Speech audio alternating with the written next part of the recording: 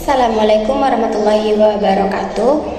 Pada kesempatan ini kami akan mempresentasikan materi mengenai persediaan yang merupakan salah satu topik penting dalam mata kuliah Statistik Pendidikan IPS. Nah, materi ini penting karena persediaan tidak hanya berhubungan dengan ekonomi atau bisnis saja, tetapi juga berkaitan dengan bagaimana kita memahami data, perhitungan, dan proses pengambilan keputusan dalam konteks pendidikan maupun sosial. Pembahasan pertama mengenai definisi dan konsep dasar persediaan. Apa itu persediaan? Persediaan adalah semua barang atau bahan yang dimiliki perusahaan untuk mendukung kegiatan bisnisnya. Bisa berupa barang yang akan dijual, bahan yang akan dipakai untuk produksi, atau bahan yang diperlukan dalam operasional harian perusahaan. Intinya, apapun yang disimpan perusahaan dan memiliki nilai ekonomi ini termasuk persediaan. Tanpa persediaan, perusahaan tidak bisa memenuhi permintaan pelanggan atau menjalankan proses produksi dengan lancar. Selanjutnya, jenis-jenis persediaan dalam bisnis. Yang pertama, bahan baku. Ini adalah material dasar yang belum diolah sama sekali, misalnya kayu, tepung, dan sebagainya. Bahan inilah yang nanti akan diproses menjadi barang jadi. Yang kedua, barang dalam proses. Barang ini berada di tahap pengolahan, belum selesai tetapi sudah mulai dikerjakan, misalnya barang yang sedang dirakit atau yang sedang diproses di mesin. Barang ini nanti akan berubah menjadi barang jadi setelah proses itu selesai. Yang ketiga, barang jadi. Barang jadi adalah produk akhir yang sudah selesai diproduksi dan sudah siap dijual. Ini merupakan barang yang sudah memiliki nilai jual yang bisa diberikan langsung kepada konsumen. Yang terakhir, suku cadang. Suku cadang adalah komponen pendukung yang digunakan untuk perawatan mesin atau peralatan perusahaan. Persediaan ini penting agar proses operasional perusahaan tidak terganggu ketika ada kerusakan pada alat. Selanjutnya, pentingnya manajemen persediaan yang efektif. Yang pertama, optimalisasi modal kerja. Nah, di sini dijelaskan bahwa persediaan yang terlalu banyak akan membuat modal perusahaan mengendap atau tertahan di gudang. Dengan manajemen yang baik, stok bisa dijaga agar tidak berlebihan, sehingga uang perusahaan bisa tetap digunakan untuk kebutuhan lain. Dampaknya, produksi ini meningkat dan cash flow perusahaan jadi lebih sehat. Nah, yang kedua, kepuasan pelanggan. Persediaan yang tersedia tepat waktu dan sesuai dengan kebutuhan akan membuat pelanggan merasa puas. Ketika pelanggan mencari barang dan barang itu selalu tersedia, mereka tidak akan kecewa dan justru akan semakin loyal. Hal ini juga memperkuat reputasi perusahaan di mata konsumen. Yang ketiga, pengendalian biaya. Manajemen persediaan membantu mengurangi biaya-biaya yang tidak perlu. Contohnya, biaya penyimpanan, biaya kerusakan barang di gudang, dan resiko barang menjadi rusak. Selain itu, perusahaan bisa mengatur biaya pemesanan dan transportasi supaya lebih efisien. Hasilnya, pengeluaran perusahaan berkurang dan efisiensi meningkat. Yang keempat, keunggulan kompetitif.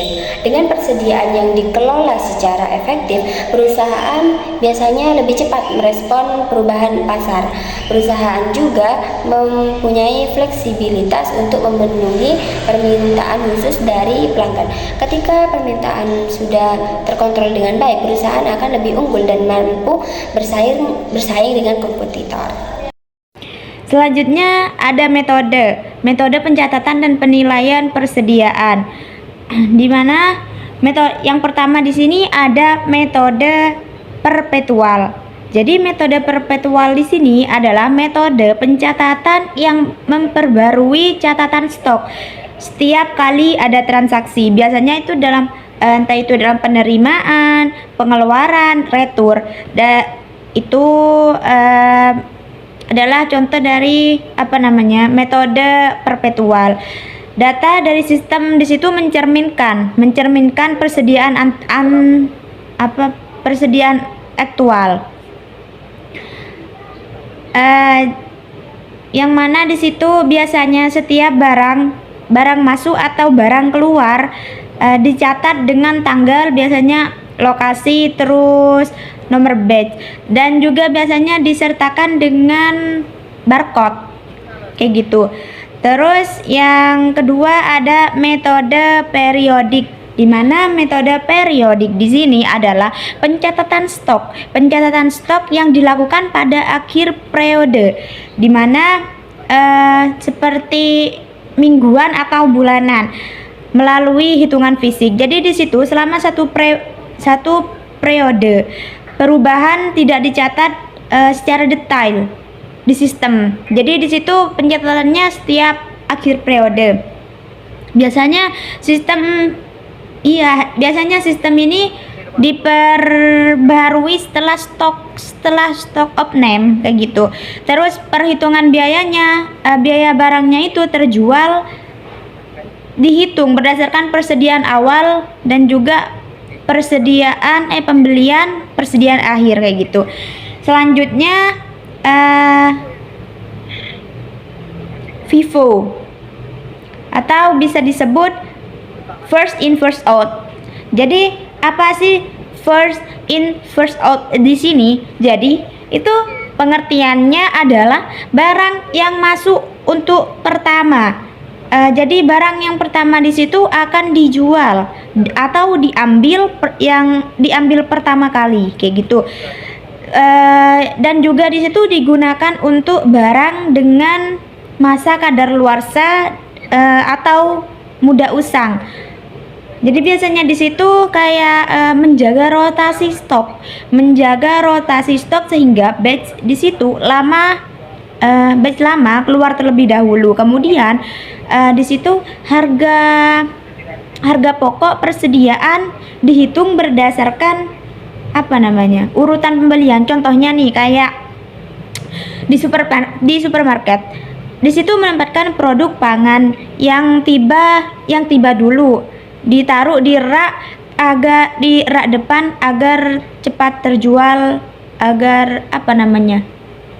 cepat terjual terlebih dahulu kayak gitu.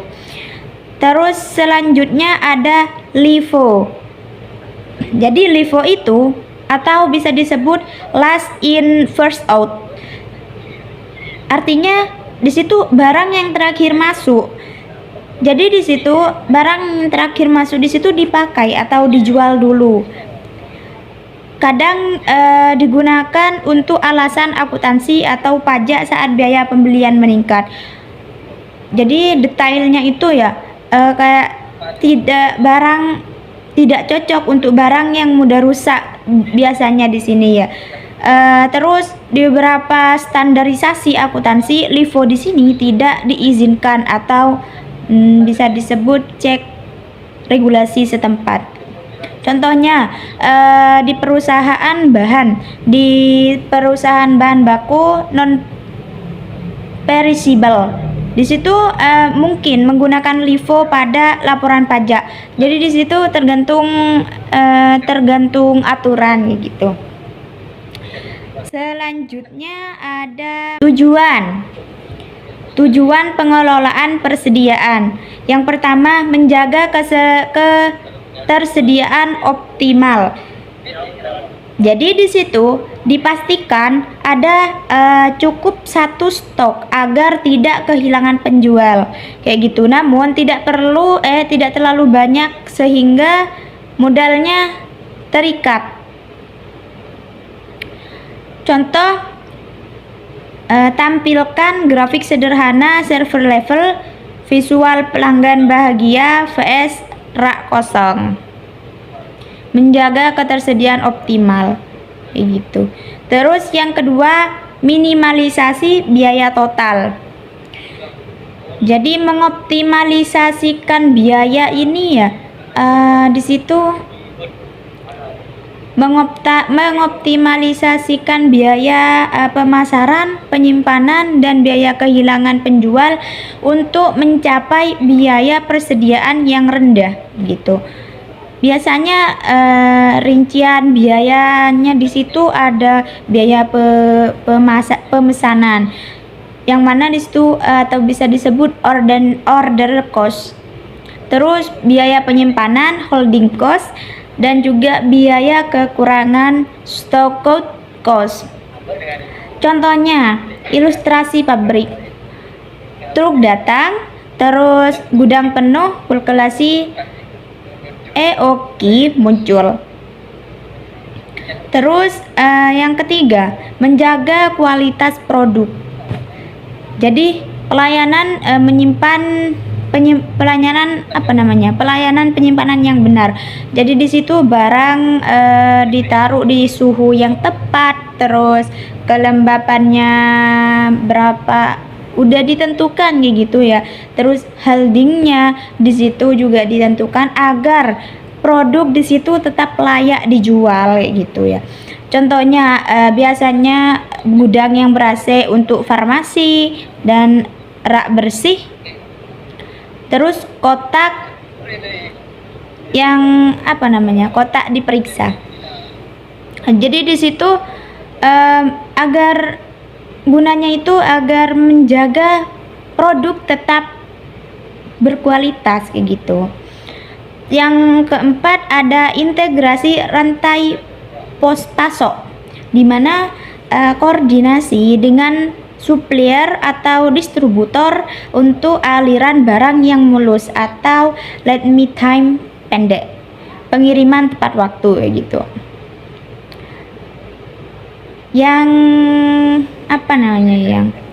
selanjutnya, yang terakhir, yang selanjutnya nih ada faktor yang mempengaruhi persediaan, di mana faktor umumnya di situ ada faktor internal, faktor eksternal, dan faktor teknologi. Jadi yang pertama ada faktor internal, detail dan mitigasi, di mana yang pertama itu ada kapasitas produksi dan penyimpanan. Di situ ada dampak dan mitigasinya. Jadi dampaknya di situ batasan ruang mengatur jumlah stok maksimum, dan mitigasinya optimalisasi tata letak, terus sewa gedung tambahan, dan juga sewa gedung tambahan pada puncak musiman kayak gitu. Terus selanjutnya di sini ada modal kerja tersedia, di mana dampaknya itu modal kurang, pembelian stok terbatas kayak gitu. Terus mitigasinya negosiasi pembayaran, terus konsinyasi dan VMI kayak gitu. Terus ketiga ada kebijakan manajemen, di mana dampaknya itu termasuk ke strategi safety stock dan juga order point di situ ditentukan oleh manajemen. Yang selanjutnya ada mitigasinya, data driven policy review. Selanjutnya sistem informasi perusahaan, di mana dampak dari sistem buruk, terus inakurasi data gitu. Terus mitigasinya implementasi ERP atau WMS, audit data berkala. Yang B, faktor eksternal ya. Yang pertama, fluktuasi permintaan pasar, di mana contohnya biasanya tren musiman atau promo kompetitor, lonjakan order. Respon dari adanya fluktuasi permintaan pasar di sini adalah fleksibilitas safety stock atau prediksi musiman. Kondisi ekonomi makro, contohnya resensi berpengaruh biaya dan permintaan. Yang ketiga kebijakan supplier, di mana contoh atau lead time di situ berubah, dan juga minimum order quality atau MOQ. Selanjutnya regulasi pemerintah, di mana di situ contohnya kayak pembatasan impor, terus standar keamanan, perubahan lead time atau biaya. Yang terakhir di sini ada teknologi, faktor teknologi. Di mana faktor teknologi di sini juga sangat mempengaruhi ya. Yang pertama sistem informasi manajemen ERP. Jadi fungsinya di situ integrasi dari penjualan, pembelian dan produksi. Yang kedua otomatisasi warehouse, robot atau conveyor. Fungsinya mempercepat packing atau mengurangi human error gitu. Terus selanjutnya forecasting tools, di mana fungsinya memprediksi permintaan berdasarkan data-data historis dan variabel eksternal. Yang keempat ada tracking teknologi. Fungsinya di situ monitoring lokasi dan kondisi barang, suhu dan guncangan. Jadi di situ menjaga ya gitu. Baik, di sini saya akan melanjutkan presentasi dari teman saya, yaitu tentang persediaan. Di mana di sini saya akan menjelaskan sistem yang mempengaruhi persediaan. Sistem yang mempengaruhi persediaan itu yang pertama ada sistem ERP atau Enterprise Resource Planning. Itu mengintegrasikan seluruh aspek bisnis termasuk persediaan dengan departemen lain secara real time. Selanjutnya di situ ada sistem JIT atau JIT, itu just in time, mengurangi waste dengan mengatur kedatangan bahan sesuai kebutuhan produksi, meminimalisasi stok berlebihan. Selanjutnya di sini ada sistem WMS, yaitu Warehouse Management System, mengoptimalkan operasi gedung, pelacakan lokasi dan pergerakan barang dengan akurasi tinggi. Selanjutnya di sini ada sistem forecasting, prediksi permintaan menggunakan algoritma dan data historis untuk perencanaan persediaan yang lebih akurat dan responsif. Itulah yang barusan saya sebutkan dan saya jelaskan sistem yang mempengaruhi persediaan. Selanjutnya di sini ada masalah dalam persediaan.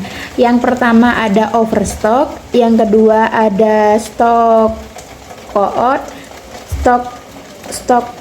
yang ketiga ada obsolescence.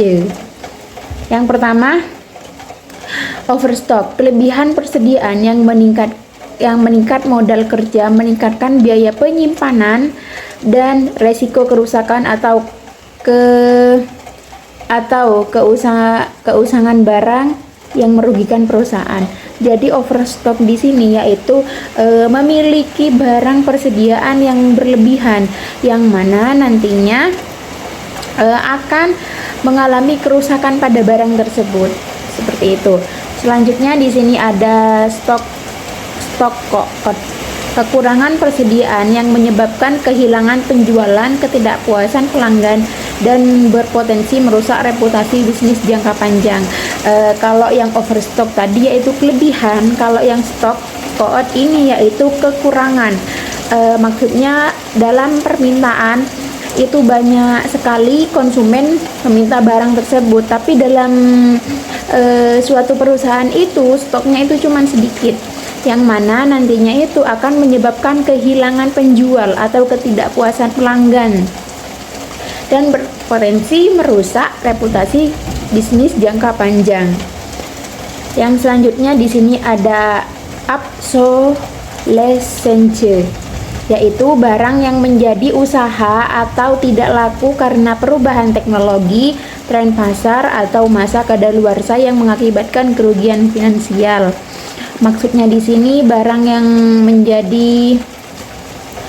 menjadi usang atau tidak laku karena perubahan teknologi. Semakin kan sekarang kita kan harus mengikuti zaman kan, dengan menggunakan teknologi seperti kita mempromosikannya lewat TikTok, Shopee, WA kan juga bisa lewat temen. dan juga banyak sekarang alat-alat aplikasi untuk menjualkan produk tersebut, supaya usaha kita atau barang yang kita punya itu juga laku kepada orang-orang sekitar kita. Dan juga tren pasar itu juga sangat berpengaruh, karena dengan adanya tren pasar kita harus juga mengikuti. Kalau kita tidak mengikuti, nantinya kita itu juga akan barang yang kita punya itu juga akan tidak diminati oleh para konsumen, seperti itu. Selanjutnya, yang terakhir di sini ada sistem manajemen dalam persediaan. Yang pertama ada analisis ABC, mengklasifikasikan persediaan berdasarkan nilai dan tingkat kepentingan untuk fokus pengelola yang lebih efektif pada item bernilai tinggi. Yang kedua ada modal EOQ, Economy Order Quality, menentukan jumlah optimal pemasaran yang meminimkan total biaya persediaan dengan menyeimbangkan biaya pesan dan simpan. Yang selanjutnya di sini ada safety stock, menjaga persediaan pengaman untuk mengantisipasi fluktuasi permintaan dan keterlambatan supplier tanpa mengganggu operasi bisnis. Yang selanjutnya di sini ada VMI, strategi vendor managed inventor, memungkinkan supplier mengelola persediaan